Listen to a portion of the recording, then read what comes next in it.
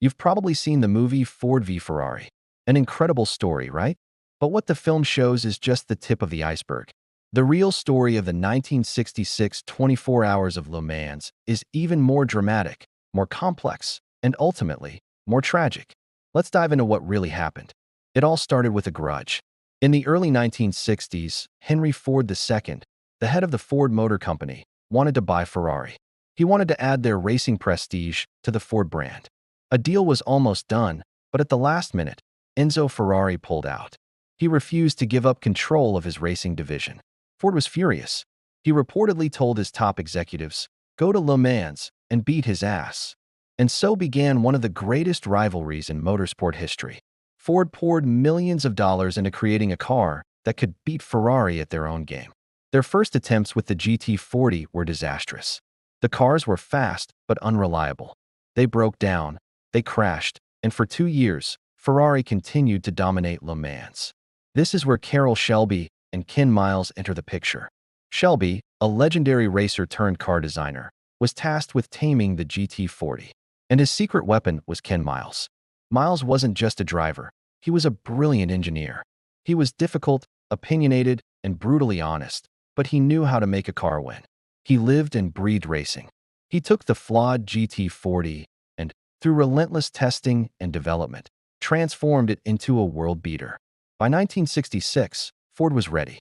They arrived at Le Mans not with 1 or 2 cars, but with an army. 8 factory-backed GT40 Mark II, ready for war. Ferrari, confident in their new 330p3, felt the pressure. The stage was set for an epic showdown. From the start, the race was brutal. The pace was relentless. Cars were pushed to their absolute limits and beyond.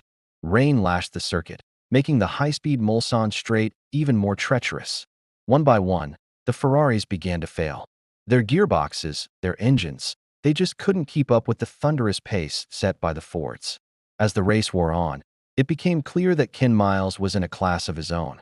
He was driving with a mix of incredible speed and mechanical sympathy, managing his car perfectly through the grueling 24 hours. He had already won Daytona and Sebring that year. A win at Le Mans would make him the first and only driver to win the triple crown of endurance racing in a single season. It was his race to lose. By the final hours, Ford was completely dominant. They were running first, second, and third. Ken Miles was comfortably in the lead. The victory Ford had spent millions on was finally within reach. But Ford's top executive, Leo Beebe, wanted more than just a win. He wanted a marketing masterpiece. He came up with an idea, a photo finish.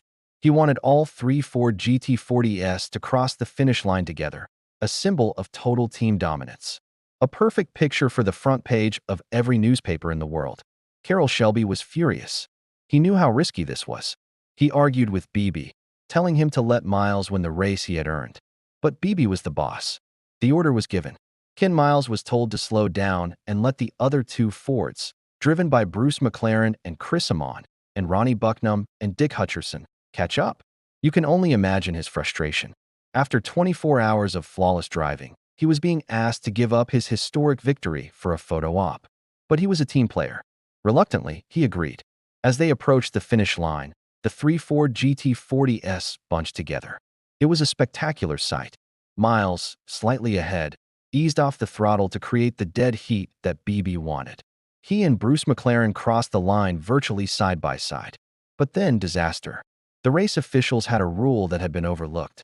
In the case of a tie, the car that had started further back on the grid would be declared the winner because it had technically covered more distance in the same amount of time. Bruce McLaren's car had started several positions behind Ken Miles's car.